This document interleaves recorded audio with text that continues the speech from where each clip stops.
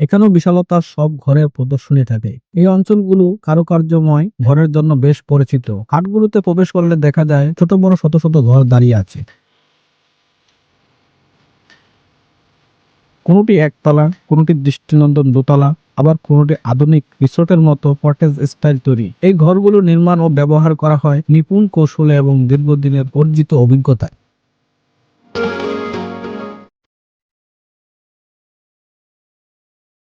ঘরগুলোতে সাধারণত নাইজেরিয়ান লোহা কাঠ, শাল, সেগুন এবং ওকান কাঠ ব্যবহার করা হয়।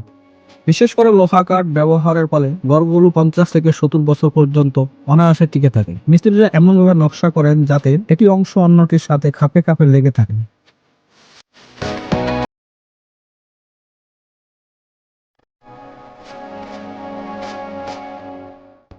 জানালার গ্রিলে রুইতন বা রম্বস আকৃতির নকশা, দরজায় কলস বা ফুলের মোটিফ এবং জানালার প্রান্তে নিমতি নামক বিশেষ খোদাই কাজ দেখা যায়।